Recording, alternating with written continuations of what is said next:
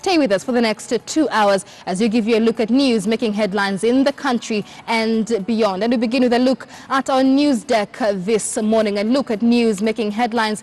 And it is D-Day for nurses in the country as health services in several counties have been paralyzed following the ongoing nurses' strike over delayed allowances. This began on the 4th of February.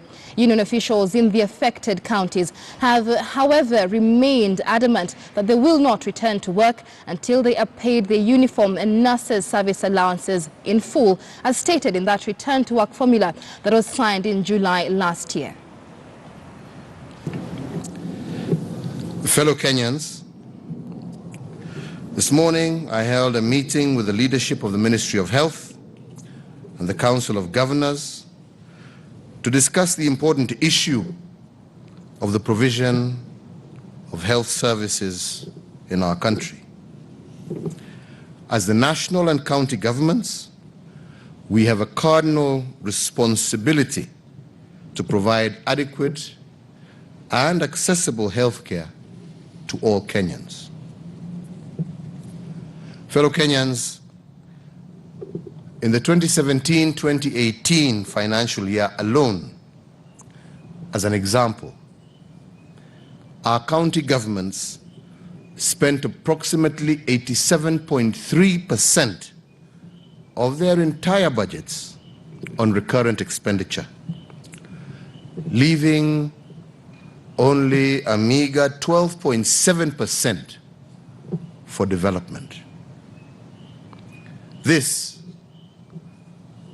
is not in accordance with the objects of devolution under Article 174 of our Constitution. Indeed, the spirit of devolution was to bring services closer to wananchi, and the situation as exists now is clearly not desirable. Human resources, including our nurses, make up an important component in the provision of health services in our country. Our government appreciates the hard work and dedication of thousands of nursing personnel across the country working in public hospitals in all corners of our republic. To this end, over the last few years, working in conjunction with county governments, we have sought continually to improve the working conditions and remuneration of all cadre of personnel in the health sector and in other sectors, who are all critical players in the implementation of our Big Four agenda of providing, number one, affordable health care to all Kenyans, affordable housing, affordable food, and jobs for our young men and women by the year 2022. It is therefore clearly disheartening to learn that some of our nurses have decided to engage in unlawful withdrawal of their labor to Kenyans against the determination of the Employment and Labor Relations Court, which suspended any industrial action for 60 days pending conciliation meetings between the county governments, Ministry of Health, and the Nurses Union. Moreover, it is disheartening to hear officials of the Nursing Union declare that they will not obey court orders. One of the most important principles on which our republic is established is the rule of law, and no one is above the law. Obeying court orders is not optional, and it is a requirement of all of us, no matter their place in society. Our Constitution and various labor laws, while granting the right to picket and participate in strikes, also provides for the process of determining public service remuneration by the Salaries and Remuneration Commission, whose advice has equally been disregarded by our striking nurses. Consequently, we have jointly agreed to take the following urgent actions. All nurses should resume duty with effect and in any case not later than Friday, the 15th of February, 2019 at 8 a.m. Number 2, as the Commander-in-Chief of the Kenya Defence Forces, I have instructed the National Police Service to take stern action against those picketeers who may intimidate or otherwise harass the public servants who intend to go to work. 3, accordingly, any nurse who fails to report to work as directed above will be dismissed by the county governments and the Ministry of Health. The respective county governments will therefore be at liberty to undertake any action as they deem appropriate against personnel who fail to resume duty as directed by the Employment and Labor Relations Court. In conclusion, fellow Kenyans, we have a clear development agenda. And as an investment destination and a government that seeks to provide services to her people, we cannot allow unlawful industrial action to derail us from our focus of taking Kenya forward.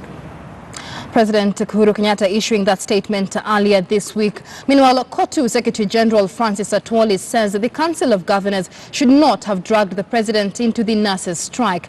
Atwoli says that the issue could have been handled by the Labour Cabinet Secretary. Let's listen in. If I was the president, I would have sacked the Minister for Labour. The Council of Governors cornered the president wrongly. The president is not supposed to intervene in such a minor strike issue where the Minister for Labour can chair together with the Labour Commissioner who have powers to prosecute. A worker has a right to go on strike. How do you drag the name of the president into such a minor thing that can be managed not even by a minister, by a Labour Commissioner or a Labour officer? No. What the minister is the one who should resign. Because the Minister of Labour would have advised the President appropriately that don't respond to the request the Council of Governors are doing. Our reporters are stationed all across the country for a spot check on the situation in the health sector this morning. Joining us live from Mbagathi Hospital is Timothy Otieno. Timothy, good morning. What is the state of health services at the Mbagathi Hospital? Have nurses reported this morning? Michelle, I am at the National Referral Spinal Hospital. Remember, Mbagathi Hospital was initially involved in the nurses' strike, but the nurses at the Nairobi County did reach an agreement with Governor Mike Sonko a few days ago, and most of the nursing services within this particular county have since resumed. But here at the National Spinal Referral Hospital in Hurlingham, the nurses' strike continues. The nurses in this particular institution are affiliated to the Kenya National Union of Nurses, and their grievances have not been met, and they do not form part of the nurses who went back to work, who had reached an agreement with the Nairobi County government. So as it is, 4 institutions within the capital, including this spinal referral hospital, the Mathare Mental Hospital, the Kenya National Blood Bank, and all the health facilities that are serving having the ports, that is the points of entry, including the Jomo Kenyatta International Airport, still remain on strike. Now, an assessment of the situation here at the Spinal Hospital is rather business unusual. Most of the activities that you would expect would be going on here on a Friday morning, there's a lot of slow business. We've been able to speak to the medical superintendent of this particular institution, who were at the time conducting a head count as per the directive from the Ministry of Health. The medical superintendent, at the time we were speaking to him, had not yet completed his head count and therefore could not be able to join us for this particular live broadcast. However, the head count continues, but he alluded to the fact that a few of the nurses who were on strike did report by 8 a.m. this morning as per the president's directive, but most had still kept their distance and had not been sighted at their various workstations. So once the head count is completed, the Ministry of Health is expected perhaps to issue a press statement later on this day. We have been made aware of that. They are compiling the list of the nurses who have reported on duty for this particular county, and of course the entire almost 13 counties affected by the strike, and then after that they will be able to give the country a better and a clearer picture as to the status of this particular situation. But the strike continues. It's in its 12th day, more than 13 counties affected. Nonetheless, court orders still hang on the necks of the officials of the Kenya National Union of Nurses, including its Secretary General Seth Panyako, who openly defied a court order issued on the 5th of February for the strike to be called off so that conciliatory talks could be held within the next 60 days. He did say unless the agenda of those conciliatory talks included the nursing service allowance that they are expected to have, totaling up to 30,000 Kenya shillings that was supposed to be benefit to all the nurses progressively, as well as a 10,000 shilling uniform allowance. If those two were not part of the talks, then they would not be able to attend those talks. Now, Michelle, we are aware that on this past Tuesday, the same court, the Employment and Labor Relation Court, has ordered the officials of the Kenya National Union of Nurses to appear before its court on Monday to show cause why they should not be arrested for openly defying the courts. And if indeed the unions honor that particular summon, they are expected to be at the docks on Monday to explain why the strike is still on, despite the fact that there is a court order suspending that particular strike. And Michelle, if worst comes to the worst, we could see a case whereby the officials may be arrested, and according to the standing orders of the court, they could possibly face 6 months in jail. But this, of course, is subject to the magistrate in charge and what he or she may deem fit as punishment for the officials who may not have ended the strike at that particular moment. Very few patients, I could say, walking into this particular referral hospital. Remember, this is a strike that is in its 12th day. So many Kenyans have resigned to the fact that nursing services are not available in all public institutions. So maybe they are seeking these services elsewhere. This could be in private institutions, or maybe just residing to remaining at home and assessing the situation to see how it goes. The president's directive still stands, and the nurses union officials still remain defiant that they need to be paid what is due to them as per that November 2017 collective bargaining agreement that they signed to end a 5-month-long strike. Michelle. But even as that continues, what remains the situation security-wise? Because the president was very categorical in that statement that security officers should protect the nurses who do report to work over their colleagues who continue to demonstrate and picket over the same. What is the security situation at the Spinal Injury Hospital? Yeah, indeed, we did hear from the National Police Service, who promised that they would have security to help those who come back to work not to be victimized by their colleagues who are on strike. But as at this particular station, the National Spinal Referral Hospital, we have not been able to spot any security personnel aside from those who have been hired by this particular facility for their day-to-day security needs. We've not been able to see any police officer from the National Police Service or any other service to try and implement that directive that the president gave out on Wednesday, when he assured that those nurses who would choose to report to work today, he guaranteed them their safety. He said he would ensure that they would not be intimidated, they would not be ridiculed, and they would not be intimidated by their colleagues who are on strike. In this particular facility, we've not been able to spot any of the security personnel who the president promised would be around, but nonetheless we've been told that some of the medical staff who are on strike have resumed their duties, but a majority still continue to stay away. Michelle. All right, many thanks. Timothy Otieno there continues to carry out that spot check in Nairobi County. Let's cross over to Kisumu County. Kevin Ogutu is taking a look at things for us there. Kevin, good morning. Bring us up to speed with the situation on the ground. Well, a very good morning, Michelle. I'm coming to you live from Kisumu County Hospital, which is one of the health facilities badly affected by the ongoing nurses strike in Kisumu County. This is one of the most preferred facilities when it comes to public health facilities in Kisumu County. And as I'm speaking right now, the nurses have not shown up for defying the directive given by the president, which was up to 8 a.m. today morning. And therefore, as I'm speaking to you right now, in as much as we still have health services being given, but remember, we also have in place, other than the nurses employed by the government, we also have others that are here by way of partnerships by the county governments and also other agencies, NGOs and all that.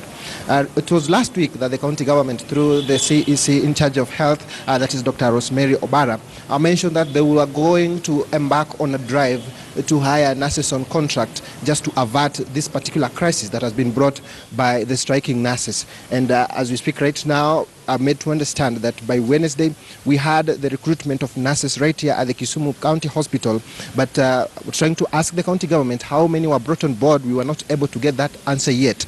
Now, by defying the directive given by the president, this means that now the strike will be going on, and the nurses in this particular county will not be showing up as expected, of course defying the directive by the Employment and Labor Relations Court, and of course that warning shot that was given by the president. And now something else, Michelle, that we also observed here is that it's very calm. Actually, there is nothing like picketing. Nobody's doing any demonstration. Nobody's really, no placards along the roads. There is no security beefed up here, save for the hired security guys who are at the stations at the gate and also at the various points in this facility.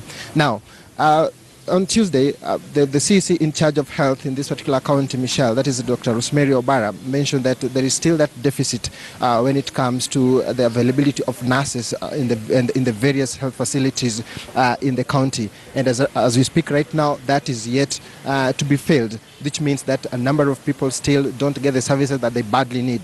It's also important to note that we still have people coming in here to get this particular service, but it's unfortunate that the workforce that's supposed to be there is not adequate. Earlier on, Michelle, we were at the Jaramogi Oginga Odinga Teaching and Referral Hospital, where we had really long queues as compared to this place, but still it remains the same. Those who are giving this badly needed services are those that are at Jaramogi Oginga Odinga Teaching and Referral Hospital by way of the partnership that the county government has with other agencies that deal with health matters. So as at now, we are waiting for any comment from the county government on the way forward, what they intend to do. We are also waiting for the feedback on how the recruitment drive was on Wednesday, and of course any other thing that they would like to tell us regarding this strike that is ongoing. And from Kisumu County, it is very clear that it has not really gone down as much. Nobody has reported so far, and that is the message that they are sending out there. We spoke to a number of nurses off record,